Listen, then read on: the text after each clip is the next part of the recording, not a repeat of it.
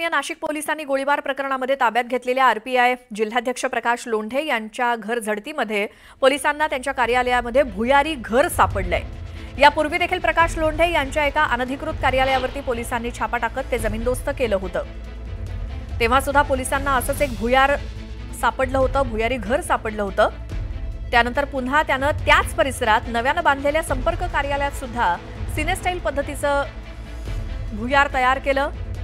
ते पोलिसांना सापडून आल्यामुळे पोलिसांच्याही भुवया उंचावल्या आहेत. या भुयारी घराचा वापर लोंढे टोळी नेमकी कशासाठी करत होती याचा आता पोलिसांकडून शोध घेतला जातोय.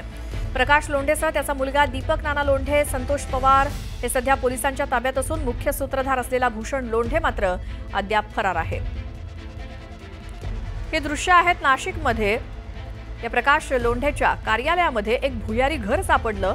या आधी सुद्धा पोलिसांनी अशा प्रकारे छापा मारला होता. पोलिसांनी यावरती कारवाई केलेली होती. मात्र तरी सुद्धा त्यानं याच परिसरामध्ये आपल्या कार्यालयामध्ये पुन्हा एक असं भुयारी घर तयार केलं आणि सिनेस्टाईल पद्धतीनं हे भुयार पोलिसांना सापडलेलं आहे. त्यामुळे पोलिसांच्या पुन्हा एकदा भुवया उंचावल्या आहेत. या भुयारी घराचा वापर लोंढे टोळी नेमकी कशासाठी करत होती याचा आता पोलीस तपास करतायत. तर या संदर्भात प्रकाश लोंढे सोबतच त्याचा मुलगा दीपक नाना लोंढे आणि संतोष पवार हे सध्या पोलिसांच्या ताब्यात आहेत. मुख्य सूत्रधार जो भूषण लोंढे आहे तो मात्र अद्याप फरार आहे. आपल्या कार्यालयातनं एक काही पायऱ्या खाली जाऊन हे भुयारी घर या प्रकाश लोंढेचं नाशिकमध्ये पोलिसांना सापडलं आणि आता त्यांच्यावरती पुन्हा एकदा कारवाई करण्यात आली आहे. कुणाच्या लक्षातही येणार नाही अशा पद्धतीनं हे भुयारी घराचा दरवाजा होता ज्याच्यावरती पोलिसांनी छापा टाकलाय.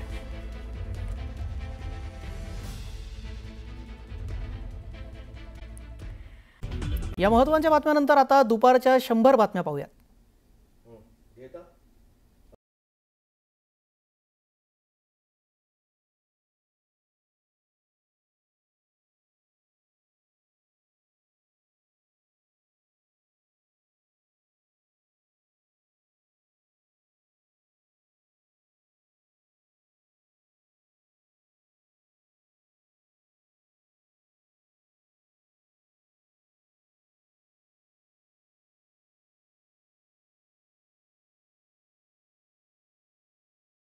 ही 6वी भेट आहे. यामुळे राज ठाकरे आणि उद्धव ठाकरेंच्या नात्यात आणखीन दृढता वाढत असल्याचं दिसून येत आहे. स्थानिक स्वराज्य संस्थांच्या निवडणुकीसाठी मनसे ठाकरे सेना युतीच्या चर्चा सुरू आहेत. ठाण्यामध्ये उद्या ठाकरेंची शिवसेना आणि मनसेनं संयुक्त मोर्चाची हाक दिली आहे. हा मोर्चा गडकरी रंगायत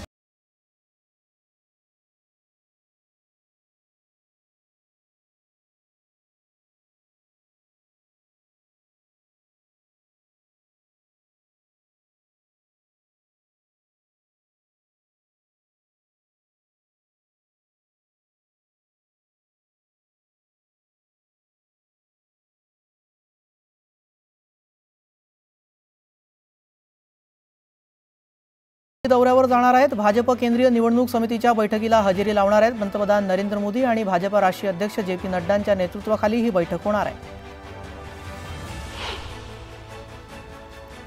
स्थानिक स्वराज्य संस्थांच्या निवडणुकीसाठी भाजपची रणनीती ठरली आहे. महाविकास आघाडीच्या स्थानिक पातळीवरील बड्या नेत्यांना भाजपची दारं खुली करण्यात आली आहेत. भाजपमध्ये येण्यास इच्छुक असतील त्यांना पक्षात घेण्यात येणार आहे. तर भाजपच्या कार्यकर्त्यांवर अन्याय होणार नाही याची खबरदारी घेण्यात येणार.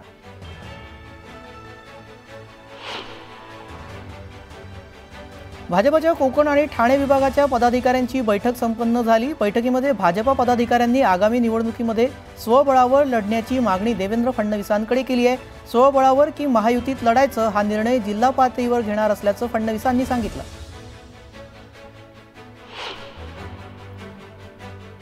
पालिका निवडणुकीच्या पार्श्वभूमीवर कबूतरखान्याचा विषय पुन्हा तापण्याची शक्यता आहे. जैन समुदायाच्या सभेनंतर आम्ही गिरगावकर संघटना आक्रमक झाली आहे. कबूतर go back to Marwar Rajasthan अशा आशयाचे पोस्टर लावण्यात आले आहेत.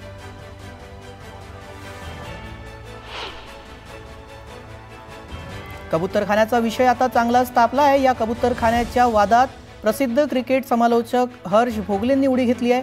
कबुतरांच्या विष्ठेतील कण श्वासावाटे शरीरात गेल्यास फुफ्फुसांचे गंभीर आजार होऊ शकतात.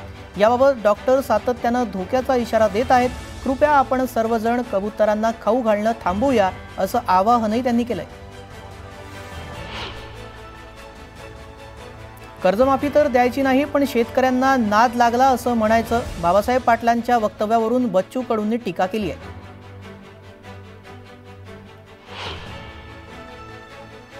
घायवळ प्रकरणाची चौकशी करणार असल्याचं मुख्यमंत्री फडणवीसांनी सांगितलंय. यावरून सुप्रिया सुळेंनी मुख्यमंत्र्यांचे आभार मानलेत. तर फेक पासपोर्ट बनवून देश सोडून गेल्याचा विषय गांभीर्यानं घेण्याचंही त्यांनी म्हटलं.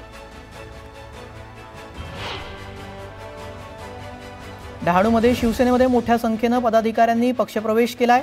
भाजप, काँग्रेस आणि राष्ट्रवादीच्या पदाधिकाऱ्यांनी प्रवेश केलाय. रवींद्र फाटक यांच्या उपस्थितीत हा पक्षप्रवेश सोहळा पार पडला.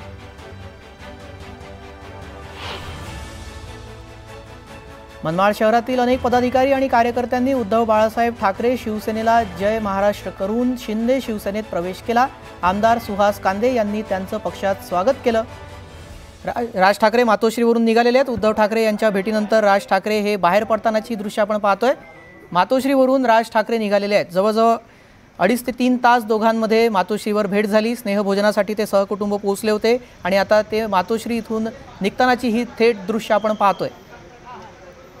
नुकतेच राज ठाकरे मातोश्रीवरून निघालेले आहेत. आत्ताची ही मोठी घडामोड आपण पाहतोय. गेल्या 2.5 ते 3 तासापासून दोघांमध्ये चर्चा सुरू होती. अमित ठाकरे देखील आपल्याला दिसत आहेत, स्वतः गाडी चालवत ते इथे पोहोचलेले होते. आता ते बाहेर पडतानाची ही दृश्य. या संदर्भातले अधिक अपडेट घेऊयात. आमचे प्रतिनिधी विजय देसाई थेट जोडले गेलेले आहेत. विजय, सध्या राज ठाकरे बाहेर पडतात, काय तिथले अपडेट? राज ठाकरे आणि त्यांचे जे कुटुंबीय आहेत ते या ठिकाणी आता बाहेर निघाले आहेत, मातोश्रीच्या बाहेर निघालेले. आणि आता नेमकी काय चर्चा झाली हे समजू शकलेलं नाही, कारण राज ठाकरे असतील, त्यांच्या मातोश्री आहेत त्या होत्या, अमित ठाकरे होते, त्यांची अमित ठाकरेंची पत्नी होती आणि त्यांचे कुटुंबीय जे या ठिकाणी आले होते. आणि या ठिकाणी आता नेमकी काय चर्चा होते, आता हे दीपोत्सवाला पुन्हा राज ठाकरे यांच्या कार्यक्रमाला येतात का उद्धव ठाकरे, हे सुद्धा आता पाहावं लागणार आहे.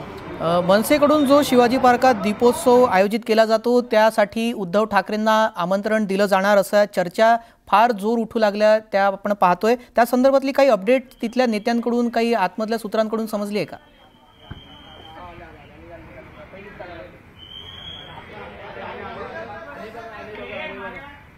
विजय, माझा आवाज येतोय आपल्याला? काही तांत्रिक कारणामुळे विजय यांच्यापर्यंत आपला आवाज पोहोचू शकत नाही. त्यांच्याशी नंतर संपर्क साधूयात. मात्र सध्याची घडामोड आपण पाहतोय की राज ठाकरे हे मातोश्रीवरून निघालेले आहेत. मनसे अध्यक्ष राज ठाकरे मातोश्रीहून निघालेले आहेत. 2.5 तास दोघांमध्ये चर्चा झाली. राजकीय चर्चा होण्याची शक्यता वर्तवली जात होती. त्यातून आता दोघांमध्ये काय राजकीय चर्चा झाली आहे त्या संदर्भातले काही अपडेट अद्याप मिळालेले नाही. तरी मात्र आपण पाहतोय 2.5 तास दोघांमध्ये भेट झाली, चर्चा झाली. स्नेहभोजनासाठी सहकुटुंब राज ठाकरेंचं कुटुंब मातोश्री निवासस्थानी उद्धव ठाकरेंच्या भेटीसाठी पोहोचलं होतं. त्यानंतर आता 2.5 तासानंतर राज ठाकरे मातोश्रीहून आपल्या निवासस्थानी शिवतीर्थकडे रवाना झालेले आहेत. मात्र मीडियाला आणि आता नेमकी काय चर्चा झाली हे समजू, या दोघांमध्ये काय चर्चा झाली, कुठली राजकीय चर्चा झाली आहे का ते समजू शकलेलं नाही आहे. मात्र दोघांमध्ये 2.5 तास चर्चा झाली. ही मोठी घडामोड आहे. ठाकरे बंधूंची ही 6वी भेट. गेल्या काही महिन्यांपासून, गेल्या 3 महिन्यांपासून आपण पाहतोय सातत्यानं दोन्ही ठाकरे बंधूंच्या भेटीगाठी वाढल्याचं पाहायला मिळतंय. त्यामुळे राजकीय विश्लेषकांच्या मते देखील आता दोन्ही कुटुंबामधील कटुता जी गेल्या 2 दशकामध्ये वाढली होती ती आता बऱ्यापैकी कमी झाल्याचंही बोललं जात आहे. त्यामुळे आता स्थानिक स्वराज्य संस्थांच्या निवडणुका समोर येऊ घातलेल्या आहेत. त्यासाठी दोन्ही बंधूंचं मनोमिलन हे दोन्ही पक्षासाठी कितपत फायदेशीर ठरतं पाहावं लागेल.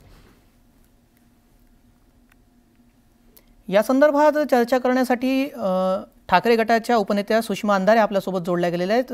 सुषमा अंधारेजी, उद्धव ठाकरे आणि राज ठाकरे गेल्या काही महिन्यांपासून 6व्यांदा ही भेट झालेली आहे. युतीच्या चर्चा आता फायनल झाल्या आहेत का?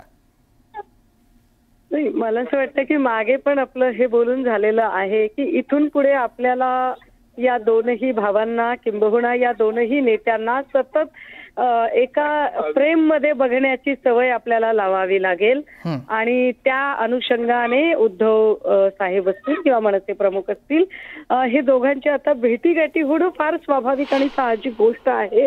राहिला प्रश्न आजच्या स्नेहभोजनाच्या भेटीमध्ये नेमकं काय घडलेलं होतं किंवा यात नेमका काय ठरलेलं आहे, पालिका इलेक्शनच्या संबंधाने काही भूमिका आहे का, मला वाटतं या संबंधाने अधिकृत उद्घोषणा ज्या काही असतील त्या स्वतः दोनही पक्षप्रमुखांनी करणं जास्त योग्य असेल. त्यावर मी आत्ता काही भाष्य करू नये. जी, पण ही 6वी भेट आपण पाहतोय, सातत्यानं भेटीगाठी वाढत आहेत, पण ज्या वेळेला कार्यकर्त्यांसाठी किंवा वाटाघाटी जागेची होते त्यावेळेला कार्यकर्त्यांची नाराजी दोन्ही बंधू कशा प्रकारे सावरतील काय वाटतं? नाही, आता कार्यकर्त्यांची नाराजी वगैरे असायचं काही कारण नाही. जेव्हा दोनही पक्षप्रमुखांनी हे स्पष्ट केलेलं आहे की इथून पुढे महाराष्ट्रासाठी आणि मराठी अस्मितेसाठी अशा छोट्या मोठ्या गोष्टी आपल्याला बाजूला ठेवायला लागतील, तर त्यात काही फार मोठी गोष्ट नाही. मला वाटतं की उद्धव साहेब असतील किंवा राज साहेब असतील दोघेही या संबंधाने. सुषमाजी, मग आता दोन्ही बंधू ठाकरे बंधू एकत्र आलेल्या दोघांची युती जवळजवळ नक्की समजूयात, तर मग मवियाचं भविष्य, राजकीय भविष्य कसं काय? मवियाच्या राजकीय भविष्यावर आता आपण लगेचच इतक्या घाईघाईने व्यक्त होण्याची गरज नाही. त्याही पेक्षा महत्वाचं की मला वाटतंय येणाऱ्या उद्या किंवा परवा ज्या पद्धतीने सगळे पक्ष एकत्रित येऊन निवडणूक आयोगाची भेट घेत आहेत त्यामध्ये मनसे प्रमुख सुद्धा आहेत आणि तिथेच कदाचित आपल्या मनसे आणि सेनेची नेमकी भूमिका काय असणार आहे आणि महाविकास आघाडीची काय भूमिका असणार आहे या संबंधाने बऱ्याच गोष्टी स्पष्ट होतील. So please wait and watch. काही वेळासाठी जर आपण थांबलात तर बऱ्याच गोष्टींची उत्तर आपल्यालाही मिळतील. जी, धन्यवाद सुषमाजी, आपण या संदर्भात न्यूज 18 लोकमतशी बोललात त्यासाठी. आता दुपारच्या 100 बातम्या पाहूयात वेगवान स्वरूपात. अकोल्यात राष्ट्रवादीचे आमदार संग्राम जगताप यांच्या विरोधात पोलिसात तक्रार दाखल करण्यात आली आहे. सोलापूरमधील मोर्चात केलेल्या वादग्रस्त वक्तव्याविरोधात शरद पवारांच्या राष्ट्रवादीने ही तक्रार दाखल केली आहे. दरम्यान सखोल चौकशी करून कारवाईचं आश्वासन पोलिसांनी दिलंय.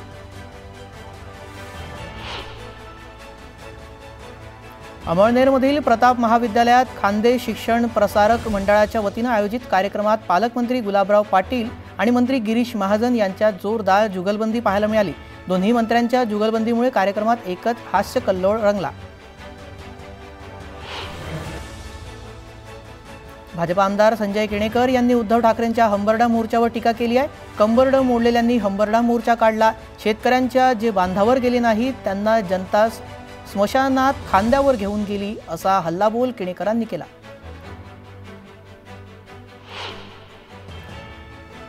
राजकारणात मी एकाग्र राहिलो आणि आज मी राजकारणातला सगळ्यात हुशार विद्यार्थी आहे असं विधान मंत्री गिरीश महाजनांनी केलं. 40 वर्ष राजकारणातील निवडून येणं हे सोपं नाही आहे. पहिल्यांदा मंत्री काम करतो त्यामुळे निवडून सुद्धा येतो, मात्र सलग 7 वेळा निवडून येणं सोपं नाही आहे असंही महाजन म्हणाले.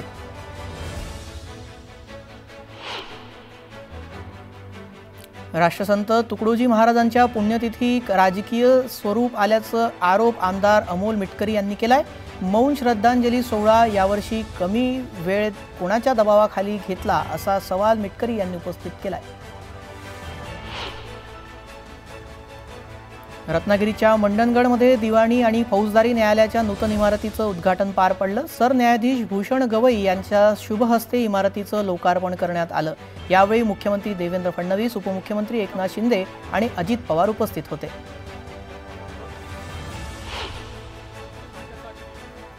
मंडणगडच्या न्यायालयाचे उद्घाटन होणे हे अत्यंत आनंददायी बाब असल्याचं वक्तव्य उद्धव ठाकरेंनी केलंय. केवळ 2 वर्षात अतिशय सुंदर इमारत उभी झाल्याचंही ते म्हणाले.